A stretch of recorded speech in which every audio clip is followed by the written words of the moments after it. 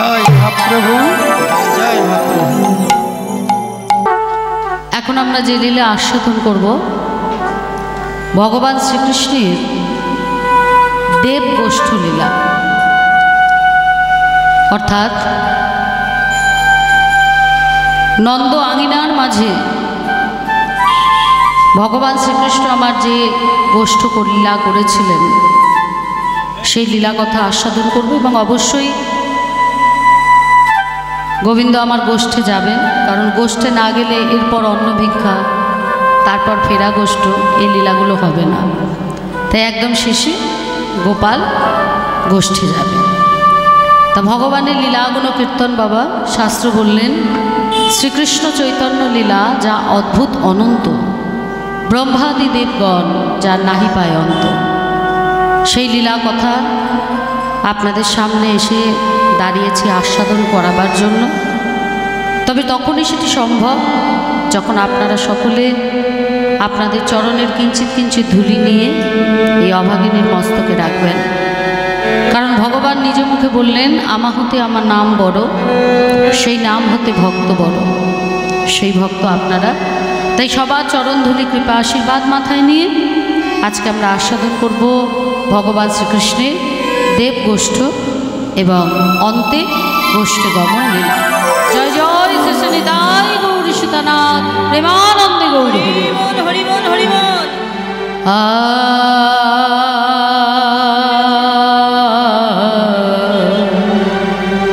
নাচে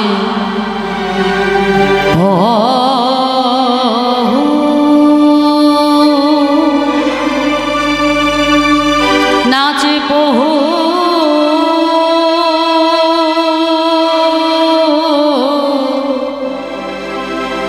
সচির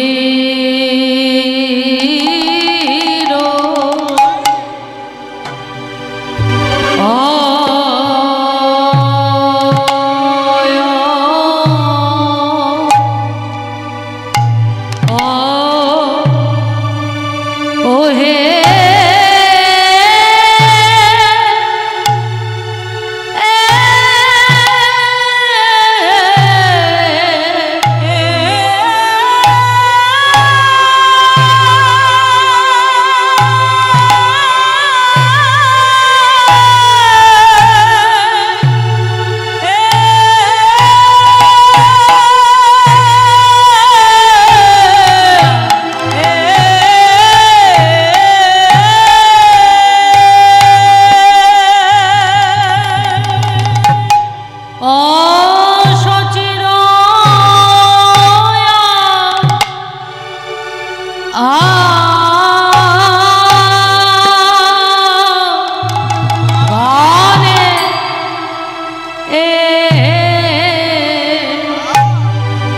অঙ্গনে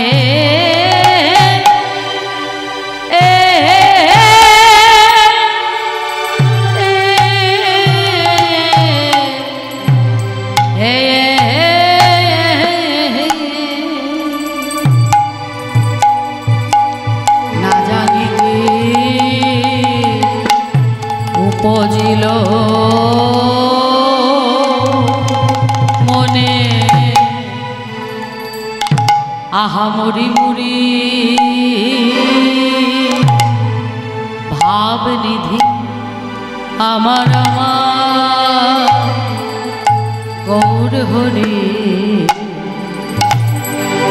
নাচে নাচে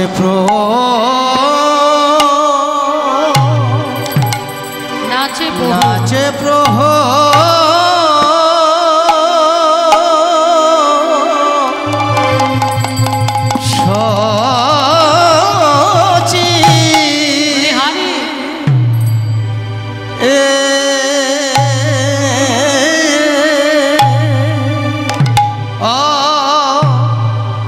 ও হে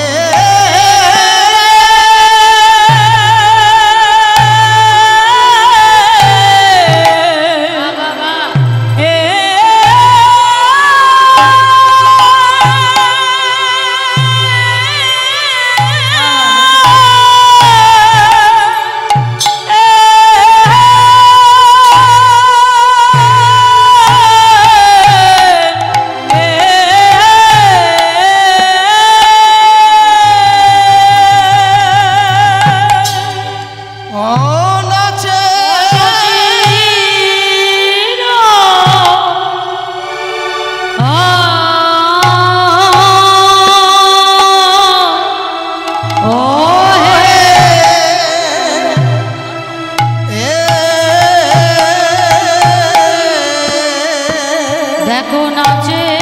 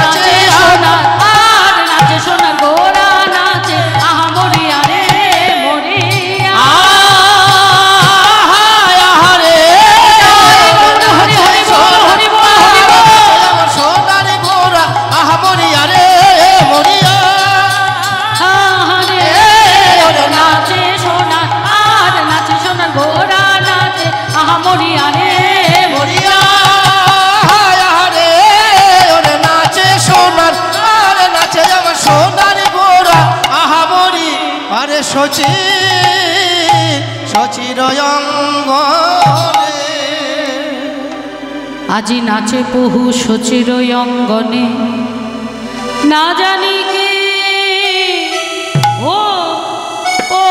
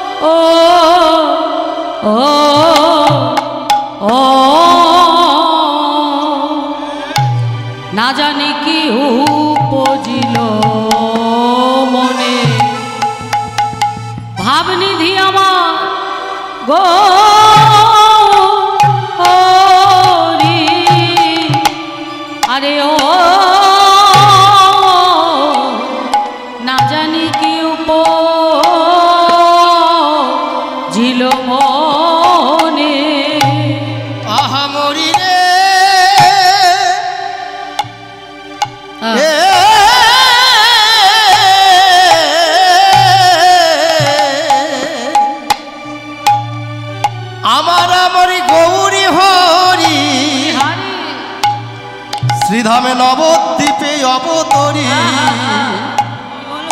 গোরার যাই রে ভাবের বলিহারি আজ না জানি কোন না জানি না জানি কোন ভাবে উদয় সচিন নন্দনমান আরে ও কি জানি কি উপাজিল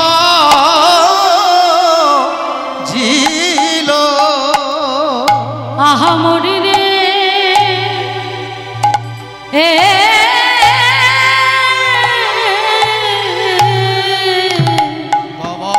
আমার আমার গৌর হরি গৌরী হরি নদিয়া নবদ্বীপের মাঝে অবতরী দণ্ডে দণ্ডে মহাভাবের উদয় আজি উদয় নয় নব উদয় নয় উদয় নয় পলে পলে আমার গৌর হরি আমি তো কিছু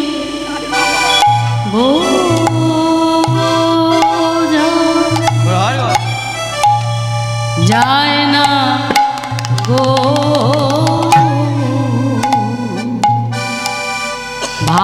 ভাবনিধি আমার আমার ভাবনিধি গো ও ওরি গৌরী আমার ভাবে তো কিছুই বোঝা বোঝা যায় না গো আমার ভাবে নিধি আমার ভাবে নিধি গৌর হরি চিকন ভাবে উদয় গো ভাবনিধি ভাবনিধি গো হরি আবেরে বালাই যাই গো ভাবে নিধি ভাবে নিধি গো হরি গৌরে কখন ভাবে হরে উদয় গো ভাবনিধি আমার আমার ভাবনিধি গো হরি ভাবে প্রেমে মাখা মাখা মাখি গো ভাবে নিধি গো হরি কখন যে কোন ভাবে উদয় গো ভাবে নিধি গৌর হরি কখন যে কোন বাবা। ভাবে উদয় গো ভাবনিধি ভাবনিধি হরি গৌরে না জানি কোন ভাবে উদয় গো ভাবে নিধি আমার ভাবে নিধি গৌর হরি কখন কাঁদে কখন হাসে গো ভাবনিধি ভাবনিধি গৌর হরি গৌর কৃপা করে যারে জানাই গো যারে জানাই সেই তো জানে কৃপা জনা বাবা। কথা নয় গো যারে বলে হরে। যারে জানাই সেই তো জানে জানার কথা নয় গো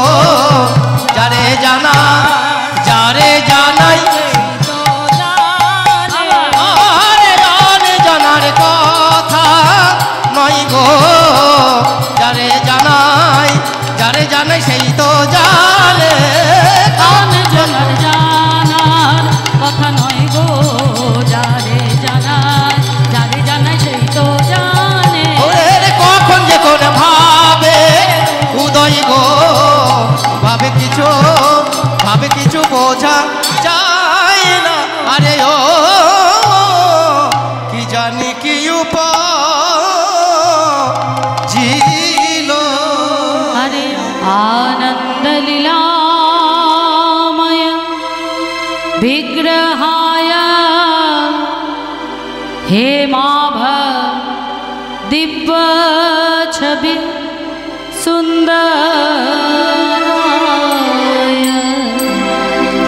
तस्मै महा प्रेम रस प्रदाय चैतन्य चंद्राय नमो नमस्ते।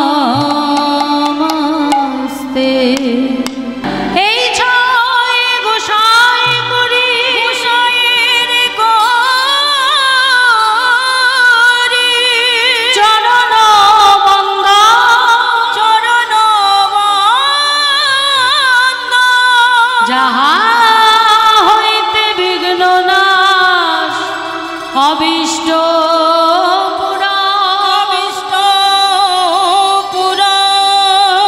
এই ছয় গোসাই করি চরণ বন্দর, যাহা হইতে বিঘ্ন নাশ অবিষ্ট পূরণ।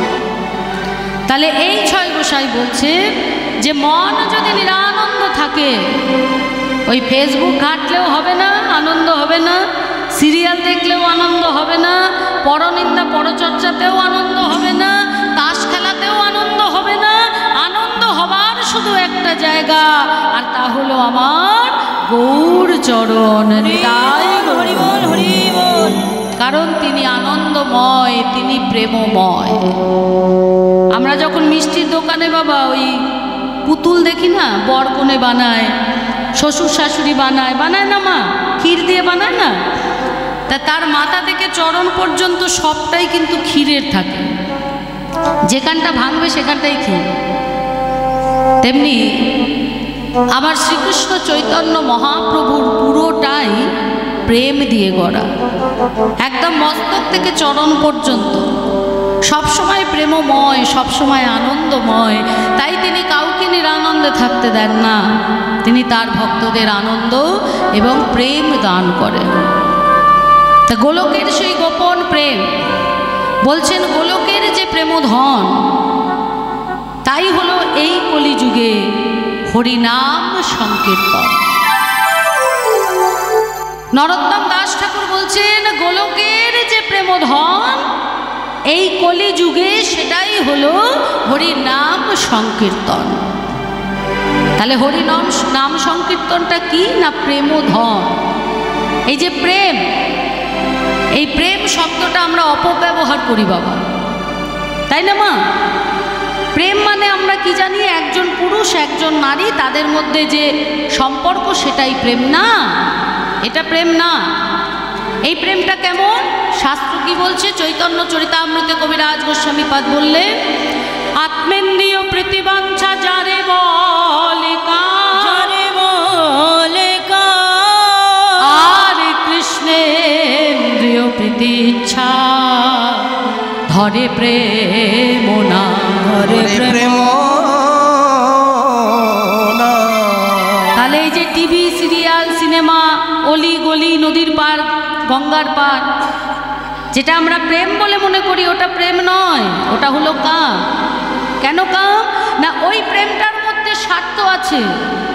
এই জাগতিক জগতের যে প্রেম, সেখানে হচ্ছে নেওয়ার স্বার্থ, কিন্তু কৃষ্ণেন্দ্রিয় প্রীতি ইচ্ছা ধরে প্রেম না। যদি ভগবানের সঙ্গে একবার সম্পর্কটা হয়ে যায়, সেই প্রেমটা হলো আসল প্রেম, যে প্রেম নেয় না, যে প্রেম শুধুই দেয়। তাহলে আসল প্রেম এই জাগতিক জগতের প্রেম নয়, আসল প্রেম হলো ভক্ত আর ভগবানের প্রেম, কৃষ্ণ প্রেম। এটা হচ্ছে আসল প্রেম। আর এইটাই জীবজগৎকে জানাবার জন্য, জীবজগৎকে বোঝাবার জন্য রাধা কৃষ্ণ মিলে গৌর হয়ে এলেন এই কলিযুগে। এই কলিযুগে ভারতের পুণ্য মাটি, সুরধনী গঙ্গা আরতি, নবদ্বীপ ধাম, রাসবিলাসের পরিণতি, আমার রাই কানু একাকৃতি, এবে হলেন চৈতন্য গোসাই। রাধা কৃষ্ণ মিলে গৌর হয়ে এলেন আসল প্রেমটা কি সেটা বোঝাবার জন্য। কারণ কলির জীব তারা অজ্ঞ, তারা নিজেদের মনে করে আমরা খুব জ্ঞানী গুণী বুদ্ধিমান, কিন্তু আসল জায়গায় বাবা তারা বুদ্ধিতে বড় কাঁচা। হ্যাঁ, এই যে ষড় গোস্বামী, 6 জন গোস্বামী, যারা আমাদের পথপ্রদর্শক, যাদের নাম করলে ভাগবত পাঠ হয়ে যায়, এই যে সর্বস্বামীর মধ্যে 6 জনের নাম, একবার ভেবে দেখুন, একই পরিবারের 3 জনের নাম কিন্তু এর মধ্যে। 6 জনের মধ্যে একই পরিবারের 3 জন উপস্থিত আছে। কে কে? রূপ গোস্বামী, সনাতন গোস্বামী, শ্রীজীব গোস্বামী। একই পরিবারের 3 ভাই, রূপ গোস্বামী, সনাতন গোস্বামী, অনুপম গোস্বামী। আর এই অনুপম গোস্বামীর পুত্র হচ্ছেন শ্রীজীব গোস্বামী বা নিতাই গৌর হরি হরি বল হরি বল। রূপ গোস্বামী, সনাতন গোস্বামী সাধারণত ছিলেন না মা। তখনকার দিনে বাংলার নবাব, সারা বাংলার নবাব আলাউদ্দিন হোসেন শাহ, তখন তো আর বাংলা ভাগ হয়নি, তখন আমাদের একটাই বাংলা ছিল। এটা আমাদের দুর্ভাগ্য যে ইংরেজরা এসে আমাদের দেশটাকে ভাগ ভাগ করে দিয়ে গেছে। কোথায় ছিল বাংলাদেশ, কোথায় ছিল পাকিস্তান, একটাই নাম ছিল, সেটা হলো ভারত।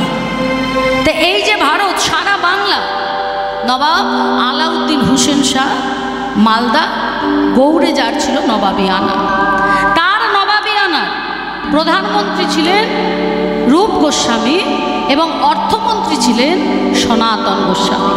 তাদের কি কোনো কিছুর অভাব ছিল মা? খাওয়া দাওয়া, ঘোরাফেরা, পোশাক আশাক, বিলাসিতা, কোনো কিছুর অভাব ছিল না।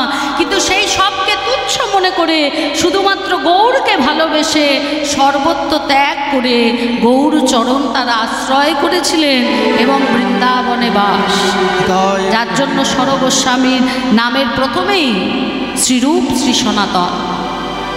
তাদেরই ভ্রাতৃপুত্র হচ্ছে শ্রীজীব গোস্বামী। একদিন শ্রীজীব গোস্বামী বৃন্দাবনে যমুনাতে ডুব দিয়ে উঠেছে, তখন তার বয়স ওই 11-12 বছর হবে। আর দিগ্বিজয় পণ্ডিত, যিনি সবথেকে বড় পণ্ডিত ছিলেন, যিনি আমার মহাপ্রভুকে প্রশ্ন করেছিলেন এবং পরবর্তীতে মহাপ্রভুর কাছে নিজে হার স্বীকার করে মহাপ্রভুর চরণ আশ্রয় করেছিলেন, সেই দিগ্বিজয় পণ্ডিত দেখছে একটা বাচ্চা ব্রাহ্মণের ছেলে, সে ডুব দিয়ে উঠেছে। তাকে ডেকেছে, এই ছেলে, আগে এই ছেলে, তুই ব্রাহ্মণের ঘরের ছেলে, তোর পৈতে হয়ে গেছে দেখছি, ত্রিসন্ধ্যা গায়ত্রী মন্ত্র জপ করিস তো? ঘাটটাকে নাচছে, না কেন করিস না? তাহলে পৈতে নিয়ে লাভ কি? তুই তো ব্রাহ্মণের ঘরের কলঙ্ক, কেন করিস না? না বলছে, কি করব? প্রথমত আমার হৃদয় মাঝে সন্ধ্যা কখনো আসে না, আর দ্বিতীয়ত আমার অসুখ চলছে, তাই আমি ত্রিসন্ধ্যা জপ করি না। সন্ধ্যা আসে না মানে? বলছে আমার হৃদয়ের মধ্যে, এই হৃদয়টা সদাই আলোয় আলোকিত থাকে। এখানে সূর্যের যে আলো আমার হৃদয়ের মাঝে, সেই আলো কোনোদিন অস্ত যায় না, সন্ধ্যা হয় না, তাই আমার ত্রিসন্ধ্যা নাম করার প্রয়োজন হয় না। আমার হৃদয়ের মাঝে যে নামের প্রদীপ জ্বলছে গো, ওই প্রদীপের সলতে, সেই সলতেটা হলো আমার এই জিহ্বা। এই জিহ্বায় আমার সবসময় নাম চলছে, আর এটাই কারণ আমার নাম থামে না, তাই হৃদয়ের মাঝে প্রদীপ কখনো নিভে যায় না। তা নয় বুঝলাম, কিন্তু তুই যে বললি বাবা তোর নাকি কি অসুখ চলছে। হ্যাঁ রে, কি অসুখ চলছে? কে মারা গেছে? মারা গেছে না জন্ম নিয়েছে? ঠাকুর, একসাথে দুটোই হয়েছে। তার মানে কি হয়েছে জানো? আমার কন্যার জন্ম হয়েছে আর আমার ভার্যার মৃত্যু হয়েছে। সে কি কথা? ভার্যা মানে স্ত্রী, কন্যার জন্ম দিতে গিয়ে স্ত্রী মারা গেছে? বলছে না না, আগে স্ত্রী মারা গেছে তবে তো কন্যার জন্ম হয়েছে। আসলে ঠাকুর, আমার এই হৃদয়ের মাঝে ভক্তিরূপী কন্যার জন্ম হয়েছে, আর মায়ারূপী ভার্যা মারা গেছে।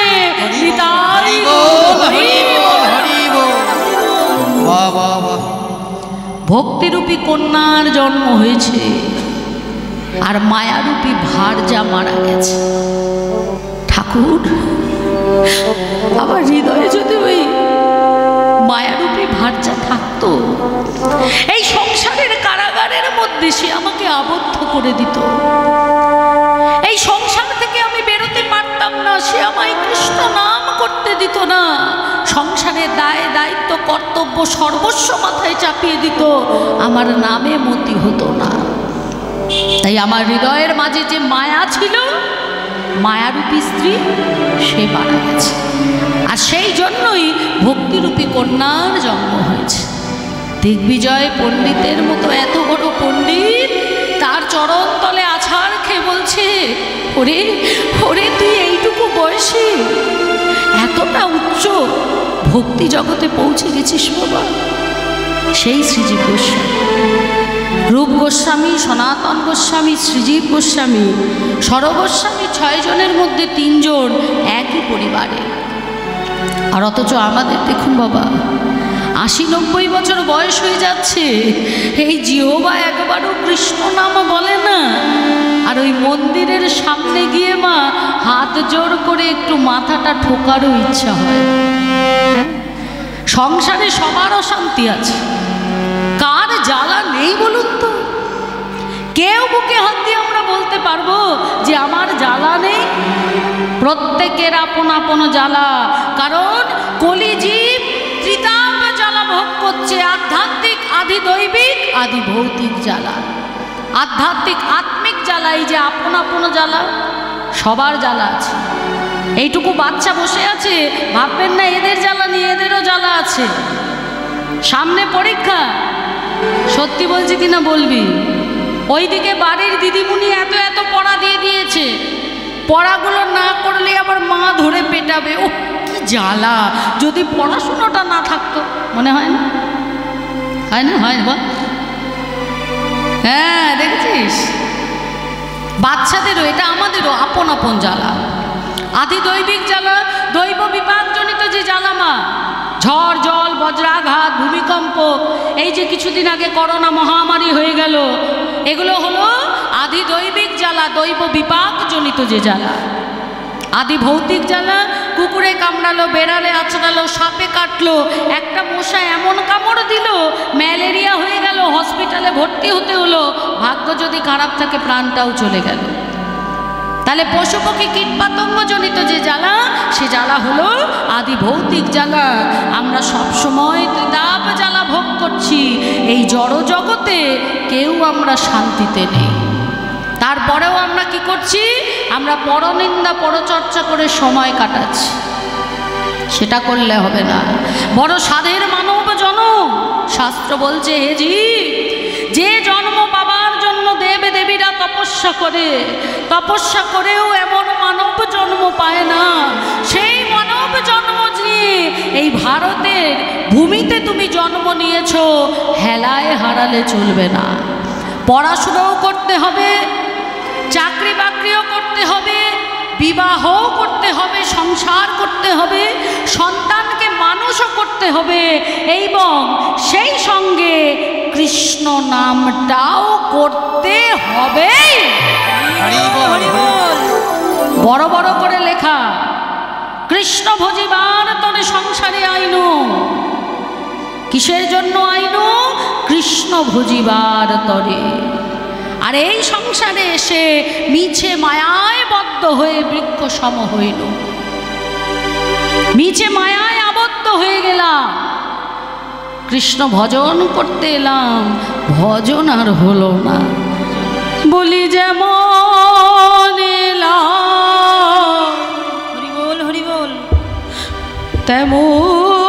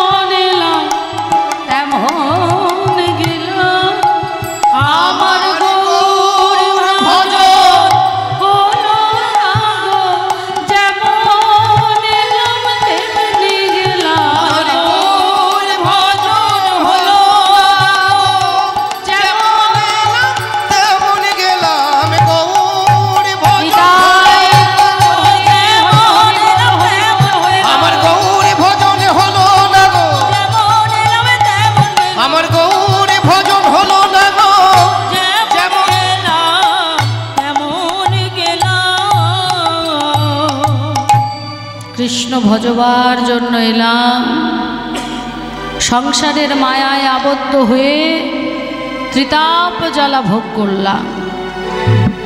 মহাজন এক পাশে দাঁড়িয়ে বলছে, হে জীব, মনুষ্যরূপে জন্ম যখন নিয়েছ সব করতে হবে, পড়াশোনাও করতে হবে, অর্থ রোজগারও করতে হবে, সংসার করতে হবে, বিবাহ করতে হবে, সন্তানকে মানুষ করতে হবে এবং সেই সঙ্গে কৃষ্ণ ভজনটাও করতে হবে। তাই এক কাজ করো, গুরুর কাছে গিয়ে একটা ভক্তিরূপী দড়ি নিয়ে এসো। এই দেহরূপ বালতির মধ্যে সেই দড়িটাকে বাঁধো, আর কৃষ্ণরূপ কূপের মধ্যে ওই বালতিটাকে ডুবিয়ে দাও। যে জলটা উঠবে সেই জলটা নিজের গায়ের মধ্যে ঢেলে দাও। এই ত্রিতাপ জ্বালা দূর হয়ে যাবে, কৃষ্ণ চরণ সার করতে পারবে। কি করতে হবে মা? গুরুচরণ আশ্রয় করে ভক্তি দড়ি আনতে হবে। এই যে দেহ, এই দেহরূপ বালতি, এই বালতির মধ্যে দড়িটা বাঁধতে হবে। আর কূপ মানে কুয়ো, ওই কৃষ্ণরূপী কূপের মধ্যে বালতিটা চুবিয়ে জলটা তুলতে হবে। সেই জলটা যদি নিজের অঙ্গে ঢালতে পারো, শোনো জীব, এই ত্রিতাপ জ্বালা থেকে তুমি মুক্তি পাবে। নিতাই গৌর হরি বল, হরি বল। কত সুন্দর কথা বলেছেন, তাই না বাবা? তা যাতে কলির জীব কৃষ্ণ ভজন করতে পারে, কারণ কলিযুগ তো পাপে তাপে ভরা বাবা। সব থেকে বেশি পাপ এই কলিযুগে। এক পা ফেলবেন, পাপ পাপ আর পাপ, চারিদিকে হাহাকার চলছে। ব্যভিচার, অনাচার, মিথ্যাচার, অত্যাচার, কেউ ভালো নেই। যাতে কলির জীব অনায়াসে ভবনদী পার করতে পারে, কারণ কলি জীবের জন্য ধ্যান, তপস্যা, যাগযজ্ঞ, পূজা অর্চনা এগুলো সম্ভব নয়। তবে কি তারা ভগবানকে ডাকবে না, না ভগবানের নাম করবে না, না ভক্তিপথে এগোবে না? যাতে সবটা করতে পারে, তাই আমার কলির ভগবান শ্রীকৃষ্ণ চৈতন্য মহাপ্রভু গোলকের সেই গোপন প্রেম এই ভুলোকে আপামর জনসাধারণের মধ্যে বিতরণ করলেন যেচে সেথে। একবারও ভাবলেন না এই নাম পাবার যোগ্যকে অযোগ্যকে? যে অযোগ্য তাকেও হরি নাম দিলেন, প্রেম দিলেন, প্রেম ধনে ধনী করলেন। যেমন জগাই, মাধাই, চাপাল, গোপাল, চাঁদ কাজী, আরও কতকে। যখন চাঁদ কাজী হরিনাম বন্ধ করে দেবে বলে খোল করতাল ভেঙে দিচ্ছিলেন, তখন মহাপ্রভু 50,000 ভক্ত নিয়ে পদযাত্রা করে আন্দোলন করেছিলেন। ভবিষ্যতে যখন চাঁদ কাজী উদ্ধার হলো, তখন সেই চাঁদ কাজী ঘোষণা করে দিল কি, আমার বংশে যারা জন্মাবে তারা যদি খোল করতাল নিয়ে হরিনাম না করে, তাদের ত্যায্য বলে ঘোষণা করা হবে। ত্যায্য বলে ঘোষণা করা হবে। এই যে এখন এত আন্দোলন চলছে চারিদিকে, একটু কিছু হলেই সবাই পথ অবরোধ করে দিচ্ছে। কত আন্দোলন, তাতে লাভ কিছু হচ্ছে না বাবা। এই যে আরজি কর নিয়ে এত কাণ্ড হলো, আসল দোষী কি শাস্তি পেল? পেল না। নকলের গলায় ফাঁসি ঝুলল। এত যে অন্যায় হচ্ছে, আসল দোষী কি শাস্তি পাচ্ছে না? তাই আন্দোলন করে কিছু হবে না। আন্দোলন যদি করতে হয়, আমার মহাপ্রভুর মতো আন্দোলন করতে হবে, যে আন্দোলনে কাজ হবে। বাধ্য হয়েছিল চাঁদ কাজী আমার মহাপ্রভু চরণ আশ্রয় করতে, বাধ্য হয়েছিল ঘোষণা করতে, আমার বংশে যে জন্ম নেবে যদি খোল করতাল নিয়ে হরিনাম না করে, এই বংশ থেকে তাকে ত্যায্য বলে ঘোষণা করা হবে। আন্দোলন যদি করতে হয়, আমার মহাপ্রভুর মতো আন্দোলন করতে হবে। নিতাই গৌর হরিবোল, হরিবোল, হরিবোল, হরিবোল। তা আমরা কলিযুগে অবতীর্ণ হয়েছি, হরিনামের আধা প্রেমে জগৎ মাতিয়েছেন আমার শ্রীকৃষ্ণ চৈতন্য মহাপ্রভু। তাই আসুন সবাই মিলে একটু দুটি বাহু তুলে গৌর নাম করব। ভজ গৌরাঙ্গ কহ গৌরাঙ্গ একবার লহ গৌরাঙ্গের নাম রে। ভজ গৌরাঙ্গ কহ গৌরাঙ্গ লহ গৌরাঙ্গের নাম রে। ভজ গৌরাঙ্গ কহ গৌরাঙ্গ লহ গৌরাঙ্গের নাম রে। সবাই মিলে ভজ গৌরাঙ্গ কহ গৌরাঙ্গ লহ গৌরাঙ্গের নাম রে। যে জনা গৌরাঙ্গ ভজে যে জনা গৌরাঙ্গ ভজে যে জনা গৌরাঙ্গ ভজে যে জনা গৌরাঙ্গ ভজে যে জনা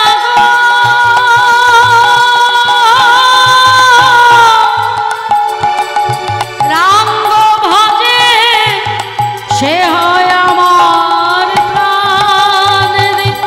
ভজ গৌরাঙ্গ গৌরাঙ্গ কহ গৌরাঙ্গ লহ গৌরাঙ্গের নাম রে। ভজ গৌরাঙ্গ কহ গৌরাঙ্গ লহ গৌরাঙ্গের নাম রে। ভজ গৌরাঙ্গ কহ গৌরাঙ্গ লহ গৌরাঙ্গের নাম রে। ভজ গৌরাঙ্গ কহ গৌরাঙ্গ লহ গৌরাঙ্গের নাম রে। ভজ গৌরাঙ্গ কহ গৌরাঙ্গ লহ গৌরাঙ্গের নাম রে। নিতাই গৌর প্রেমানন্দে হরি বল হরি বল হরি বল হরি বল। বলছে কি করিতে? হরি নাম হলো সার। হরি নামকে সার করো, ভিতরে সবসময় নাম চলবে। এমনটা নয় উচ্চস্বরে নাম করতে হবে, এমন কথা কিন্তু বলেননি। বলেছে নামের স্মরণে থাকো, জোরে জোরে না করো না করো, স্মরণে থাকতে বলছে। এই কলিযুগে নামের স্মরণে থাকতে হবে। আর যারা সেই স্মরণে থাকবে পরিত্রাণায় ও সাধুনা, তাদেরকেই কিন্তু ভগবান পরিত্রাণ করবে। বাকি সবাই পড়ে থাকবে। এমনিতে তো রিজার্ভেশন সবার হয়ে গেছে, কিন্তু টিকিট কনফার্ম হয়নি বাবা কারো, সিট আমরা কেউ পাইনি। যেজন গৌর নাম করতে করতে ওই ভবপারে গিয়ে দুটি বাহু তুলে হা গৌর প্রাণ গৌরে নিতাই গৌর হরিবল বলবে, তারই কিন্তু সিট কনফার্ম হবে। আর বাকি সবাইকে আবার এই ত্রিতাপ জ্বালা ভোগ করার জন্য এই ধরাধামে ফিরে আসতে হবে। ভগবান সবসময় সবাইকে সহযোগিতা করে। যদি কেউ নিজের ভক্তি দিয়ে বিশ্বাস করে, বলে না বাবা বিশ্বাসে মিলায় বস্তু তর্কে বহুদূর। যদি কেউ তর্ক না করে ভক্তি দিয়ে ভগবানকে ভরসা করে, ভগবানকে বিশ্বাস করে, ভগবান সবসময় তাকে সমস্ত দিক থেকে রক্ষা করে। আজকে শ্রীকৃষ্ণ চৈতন্য মহাপ্রভু আমার আজকে শচীর আঙিনার মাঝে না জানি কোন ভাবের উদয়। শচী মাকে বলছে, মা গো, ও মা, মা আমাকে একটা বেনু এনে দেবে মা? দাও না মা, আমাকে একটা বেনু এনে দাও। মা বলছে, হ্যাঁ রে ও নিমাই, বেনু নিয়ে তুই কি করবি? বলছে, দাও না একটা বেনু এনে দাও। বাচ্চাদের মতো বায়না করছে।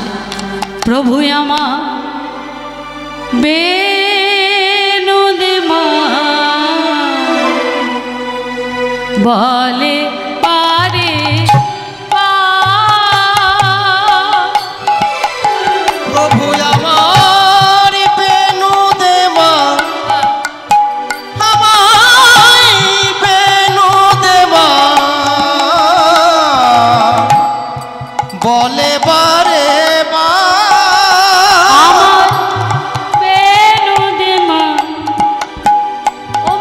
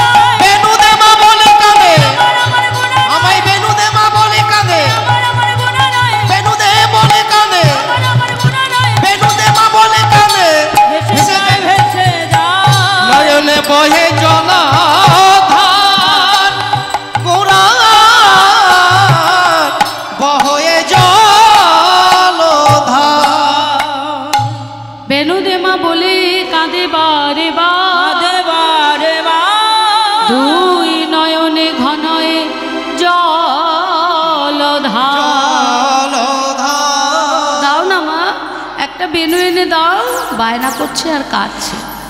মা বলছে, হ্যাঁ রে নিমাই, বেনু তো তোকে এনে দেবো, কিন্তু বল দেখি বাবা, সে বেনু নিয়ে তুই কী করবি? বলে, আমি কি করব জানো মা? বাজাবো, নাচিব, বাজাবো নাচিব, আমি বাজাবো আর নাচিব, বাজাবো আর নাচিব, এই অঙ্গনে ঘুরে ঘুরে বাজাবো আর নাচিব, এই অঙ্গনে ঘুরে ঘুরে বাজাবো আর নাচিব, এই অঙ্গনে ঘুরে ঘুরে, বেনু বাঁধন করবো আমি, অঙ্গনে ঘুরে ঘুরে, এই অঙ্গনে ঘুরে ঘুরে, বাদন করবো এই অঙ্গনে ঘুরে ঘুরে, বাদন করবো এই অঙ্গনে ঘুরে ঘুরে, বাদন করবো আমি, বাজাবো আর নাচিব। আজ গৌরাঙ্গ মহাপ্রভু মাকে বলছে, মা আমাকে একটা বেনু এনে দাও। বেনু নিয়ে কি করবে? না বাজাবে আর নাচবে। আজ আমার গৌরাঙ্গ মহাপ্রভু পুরবের ভাবের উদয়, পুরবের ভাবে ভাবিত হয়েছে শ্রীকৃষ্ণ চৈতন্য মহাপ্রভু আমার। মা আমার বলে উঠলেন, হ্যাঁ রে বাবা, তুই তো বেনু বাদন করবি, বাজাবি, নাচবি, তা কারা কারা দেখবে? বলছে, কেন? আমার সব সখাগণ আছে, তারাই তো দেখবে গো মা। জীব জগৎকে পুরবের লীলা দর্শন করাবার জন্য, আস্বাদন করাবার জন্য আজ আমার কলির ভগবান শ্রীকৃষ্ণ চৈতন্য মহাপ্রভু পুরবের নন্দ রাজার ছেলে নন্দলালা শ্রীকৃষ্ণের ভাবে ভাবিত হয়েছে। আজ যেন তিনি শচীর নন্দন নন, আর ভাবটা কেমন? আজ যেন তিনি যশোদানন্দন, নন্দনন্দন, নন্দলালা, আজ যেন তিনি গোঠের কানায়। গৌর না জানালে কি আমরা এসব জানতাম? ভগবান শ্রীকৃষ্ণ গোষ্ঠে গোষ্ঠে যে সমস্ত দেবদেবীরা আসতেন মাকে দেখাবার জন্য, তাদের সকলকে নন্দালয়ে এনেছিলেন। আজ গৌরাঙ্গ মহাপ্রভুর সেই ভাব মনে পড়েছে বাবা। তাই আজকে শচীর আঙিনার মাঝে মায়ের কাছে বাচ্চা ছেলের মতো বেনু বায়না করছে, বলছে, মা আমাকে বেনু দাও, এই বেনু আমি বাজাবো, নাচবো, এই বাজনা শোনার জন্য আর নাচ দেখার জন্য আমার যত সখাগণ আছে সবাই তারা ছুটে আসবে, সবাই এসে দেখবে। আজ সেই ভাব দর্শন করাচ্ছে। তাহলে ভগবান কতটা করুণাময় বাবা। আজকে গৌর দেখিয়েছে তাই জেনেছি, না হলে আনুমানিক 5,500 বছর আগে বৃন্দাবনে দাপর যুগে যে লীলা রাধাকৃষ্ণ করেছেন, এই কলিতে বসে বলছে না, হতভাগ্য কলিজীব। কলিজীব হতভাগ্য নয়, কারণ কলিজীবের মতো সৌভাগ্যবান, সৌভাগ্যবতী আর কোনো যুগে কেউ ছিল না। কেন সৌভাগ্যবান, কেন সৌভাগ্যবতী? কারণ এই কলিযুগে অবতীর্ণ হয়েছেন শ্রীকৃষ্ণ চৈতন্য মহাপ্রভু, রাধা কৃষ্ণ মিলিত বিগ্রহ। তিনি আমাদের সমস্ত পূর্বের লীলার কথা জানিয়েছেন।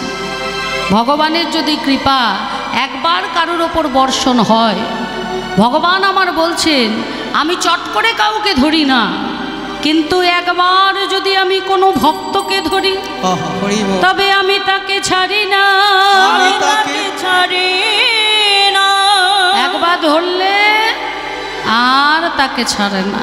দৃষ্টান্ত দিলেন বাবা। একটা খুব কৃপণ লোক, খুব কৃপণ, হ্যাঁ, কেমন কৃপণ দেখুন। নতুন গামছা কিনেছে, গামছাটার দাম 100 টাকা। গামছা নিয়ে পুকুরে স্নান করতে গিয়ে গামছাটাকে হারিয়ে এসছে। আফসোসের সীমা নেই। 100 টাকা দাম নিয়েছিল। 100 টাকার গামছাটা আমি দুদিনও ব্যবহার করতে পারলাম না, আমার কাছ থেকে এইভাবে হারিয়ে গেল। তাহলে এই টাকাটা তো আমাকে তুলতে হবে। কিভাবে তোলা যায়? না, মাসে আমি একবার চুলদাড়ি কাটি, আর সেই চুলদাড়ি কাটতে ওই সেলুনের লোকটা নেয় 20 টাকা। তাহলে আমি যদি 5 মাস চুলদাড়ি না কাটি, তাহলে 5 মাসে 20 টাকা করে হলে 100 টাকা, বেশ টাকাটা আগে উঠবে, তারপরে আমি চুলদাড়ি কাটবো। এবার 5 মাস ধরে চুলদাড়ি কাটেনি, চুলদাড়ি সব বড় বড় হয়ে গেছে। মেয়ের ছেলে হয়েছে, মানে নাতি হয়েছে। এবার নাতি হলে তো মিষ্টি টিষ্টি নিয়ে দেখতে যেতে হয় বাবা, যার যেমন ক্ষমতা, কেউ সোনা দিয়ে মুখ দেখে, কেউ রূপো দিয়ে মুখ দেখে। তাই তো কৃপণ, সোনা রূপো তো দূরের কথা, মিষ্টিও নেয়নি। ওই ধান ভাজলে কি হয়, ধান ভাজলে কি হয়, খই হয় না? হ্যাঁ, সেই এক ধামা খই নিয়ে চলেছে মাথায় করে। এবার ভগবানের খেলা দেখুন, সারা জীবনেও ভগবানকে সেবা দিল না। যখন বনের পথ দিয়ে যাচ্ছে, ওই যাওয়ার সময় উঠেছে কালবৈশাখী ঝড়, আর ঝড়েতে কি হয়েছে, ওই ধামার খই সব উড়ে চলে গেছে, ধামা খালি। মনে মনে ভাবছে হায় হায় হায়, নাতির মুখ দেখতে যাব বলে এক ধামা খই নিয়ে যাচ্ছিলাম, আর ঝড়ে সব উড়িয়ে নিয়ে চলে গেল। এগুলো তো আর খুঁজে খুঁজে এনেও রাখতে পারবো না, সেটা মুখে দেয়া যাবে না। যাকে জীবনে তো কখনো ভগবানকে সেবা দিইনি, এই সুযোগে ভগবান ওই ঝড়ে যে খইটা উড়িয়ে নিয়ে গেছো, ওটাই তোমার সেবায় লাগিয়ে দিও। বাহ, বেশ বেশ। হরি বল হরি বল। খালি হাতে বাড়ি ফিরেছে। এবার স্ত্রী বলছে, কি গো নাতি কেমন হয়েছে গো, নাতির মুখ দেখলে? আরে যাচ্ছিলাম ওই ধামায় করে খই নিয়ে, এমন কালবৈশাখীর ঝড় উঠলো, সে ধামা খালি করে দিল, একটাও খই বেঁচে নেই। কি নিয়ে যাবো বলো দেখি নাতি গানার মুখ দেখতে? বউ হেসে বলছে, জীবনে তো কোনোদিন ভগবানকে সেবা দাওনি, এই সুযোগে ভগবান সেবাটা নিয়ে নিয়েছে। তা এক কাজ করো, আজকে হচ্ছে পূর্ণিমা, এই পূর্ণিমা, অমাবস্যা, একাদশী যদি গঙ্গা স্নান করা হয়, সব পাপ খণ্ডন হয়ে যায়। তুমি এক কাজ করো, যাও গিয়ে গঙ্গা স্নান করে এসো। মনে মনে ভাবছে এটা তো ঠিক বলেছে, হ্যাঁ, যে গঙ্গা স্নান করলে পাপ খণ্ডন হয়। আজ যখন পূর্ণিমা, এবার তার বাড়ি থেকে গঙ্গার ঘাট বাবা 24 কিলোমিটার। সে যা কৃপণ, সে টোটোতেও যাবে না, অটোতেও যাবে না, রিক্সা ভ্যানে কিছুতে যাবে না। তা তার কি ছিল জানেন? তার একটা ছিল ওই দাড়িওয়ালা ছাগলগুলো হয় না, কি বলে ওগুলোকে? হ্যাঁ, দাড়ি ছাগল, রাম ছাগল। সেই ছাগলটাকে নিয়ে ছাগলটার পিঠে চড়ে গেছে। এবার যখন গঙ্গার ঘাটে গেছে, দেখছে এক সাধু বাবা চান করছে। সাধু বাবাদের বাবা দাড়িও বড়, চুলও বড়। এবার যেই না ডুব দিয়ে সাধু বাবা উঠেছে, চুলগুলো সামনে পড়েছে, দাড়ি চুলটা উল্টাতেই দেখছে এত বড় দাড়ি, এত বড় চুল। মনে মনে ভাবছে হাই রে হায়, আমার 100 টাকার গামছা হারিয়েছে, আমি 5 মাস চুল দাড়ি কাটেনি, তাই এই দশা। এই লোকটার মনে হয় বড় দামি কম্বল হারিয়েছে, অনেক দিন চুল দাড়ি কাটেনি, ওই জন্য এত বড় বড় চুল দাড়ি হয়ে গেছে। এবার দাঁড়িয়ে দেখছে সব সাধু সন্ন্যাসীরা চান করছে, আর উঠে ওই পুরোহিতদের হাতে কেউ 100 টাকা, কেউ 200 টাকা, কেউ 500 টাকা দিচ্ছে। যে 100 টাকার জন্য চুল দাড়ি কাটে না, সে দেবে বা পুরোহিতদের হাতে পয়সা? কিছুক্ষণ দাঁড়িয়ে থেকে বলছে অসম্ভব, এখানে করব না, কিন্তু চান তো করতে হবে, আমি যখন এসছি আমার পাপ ধুয়ে যাবে। এমন একটা ঘাট দেখতে হবে যেখানে এই পুরোহিতের, মানে পুরোহিতদের এই চাওয়াচাইর ব্যাপারটা নেই। এই মনে করে একটা ঘাট পেয়েছে। সেটা কি ঘাট জানেন? ওই মরা পোড়াবার ঘাট। মরা পোড়াবার ঘাটে কেউ যাবে না। এবার ভগবানও এর পেছনে লেগে গেছে। যেই না ওই মরা পোড়াবার ঘাটে ডুব দিয়ে উঠেছে, ভগবান একজন পুরোহিতের বেশ ধরে পিছনে দাঁড়িয়ে পড়েছে।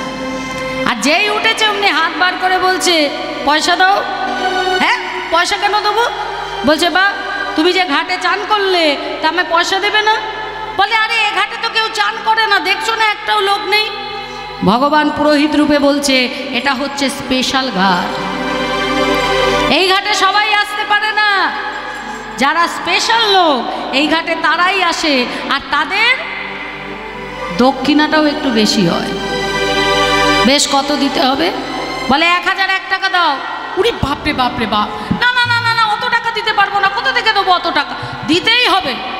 বলছে শোনো ঠাকুর, তুমি বরং একটা কাজ করো, এখন আমি চান করে উঠেছি, আমি টাকা পয়সা কিছু আনিনি, 1 সপ্তাহ বাদে আমার বাড়ি এসে টাকাটা নিয়ে যাও। মনে থাকে জানো? বাড়ি চলে এসছে। এবার 1 সপ্তাহ বাদে ভগবান ব্রাহ্মণের বেশ ধরে এসছে, এসে বলছে কই গো, আমার টাকাটা দাও, টাকাটা তো নিতে এলাম। সর্বনাশ, এই ব্রাহ্মণ তো আমার পেছন ছাড়ছে না। বউকে বলছে শোনো গিন্নি, তুমি এক কাজ করো, ওই ব্রাহ্মণকে গিয়ে বলো যে আমার একদম, আমি খাচ্ছি, আমার একদম শেষ অবস্থা, টাকা পয়সা দিতে পারবো না। তা বউ এসে কেঁদে কেটে একেবারে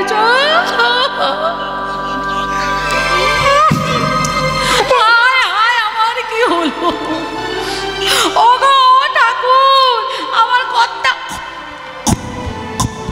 খাচ্ছে, এই বুঝি গেল বলে। বলছে আমি যে টাকা নিতে এলাম। বলে টাকা, ও টাকার কথা তুমি ভুলে যাও। বলছে তাহলে পরে আসবো? না এলেই ভালো হয়। বলছে না না, আমি 1 সপ্তাহ বাদে আসবো।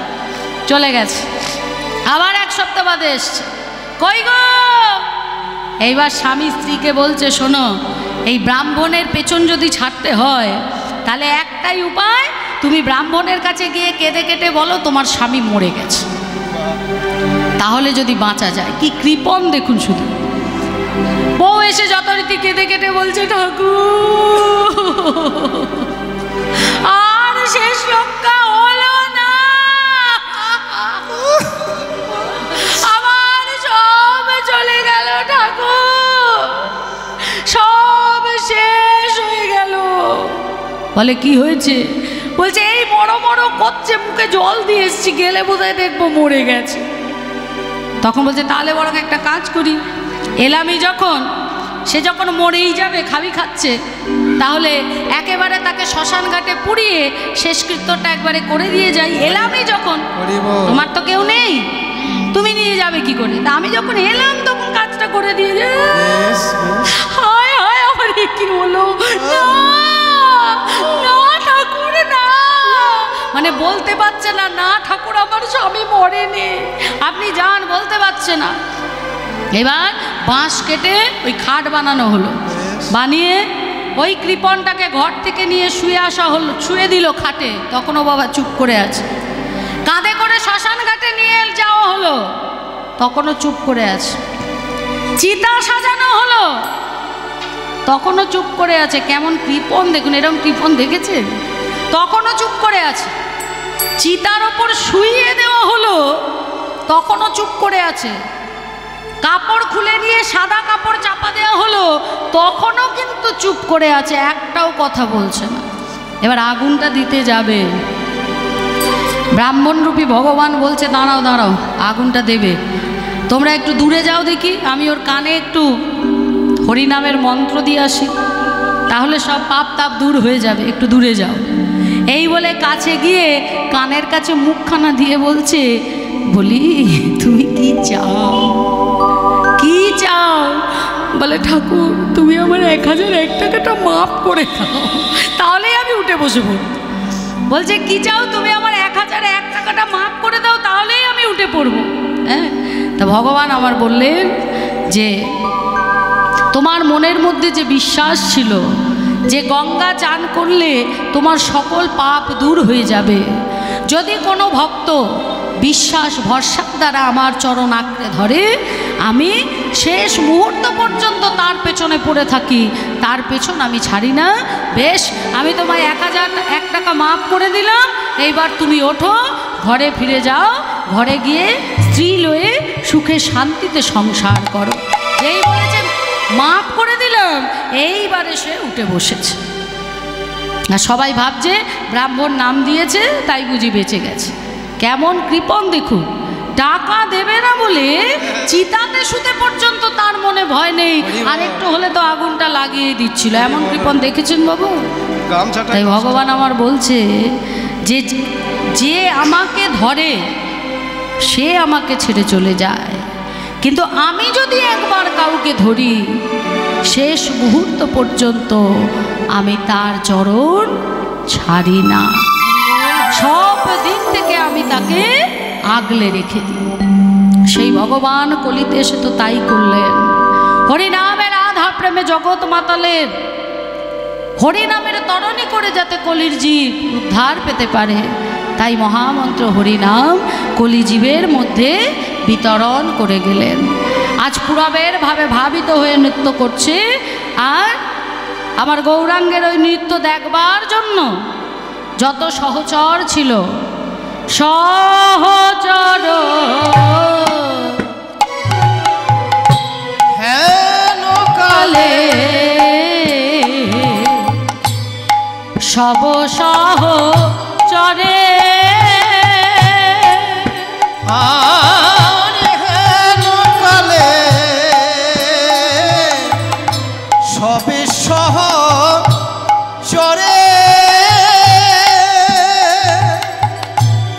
আইল দেখিতে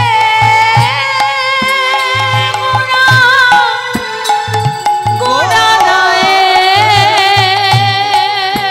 আরে আইল সবে গৌরাঙ্গ দেখিবারে আর আইল সবে গৌরাঙ্গ দেখিবারে। বলি আইল আইলো সবে গৌরাঙ্গ দেখিবারে। সবাই ধেয়ে এলো রে, যে এলো রে, ধেয়ে এলো রে, যে এলো রে, শ্রীধর পণ্ডিতা ধেয়ে এলো রে, শ্রীধর পণ্ডিত আজ ধেয়ে যে গোরে বংশীবদন আজ ধেয়ে এলো রে, বদন আজি ধেয়ে যে এলো রে, বংশীবদন আজ অভিরাম ঠাকুর আজ ধেয়ে এলো রে। ওই রসের গুণ দেখবে বলে অবিরাম গৌর হরি অবিরামে ঠাকুর ওই অবিরামে ঠাকুর অবিরামে ঠাকুর অবিরামে ঠাকুর আজ ধেয়ে যে গৌরাঙ্গ দেখিবারে গৌরাঙ্গ দেখিবারে যত ভক্তগণ পার্ষদগণ ছিল আজ সবাই ছুটে এলো শচীর আঙিনার মাঝে রসের গৌরকে দর্শন করবে বলে। পদকর্তা এক পাশে দাঁড়িয়ে বলছে, নিরখিতে গৌরনিয়ারি গৌরাঙ্গ পদ মনোহরের হরষিত তনু, মনোহরে হরষিত হরষিত মা ন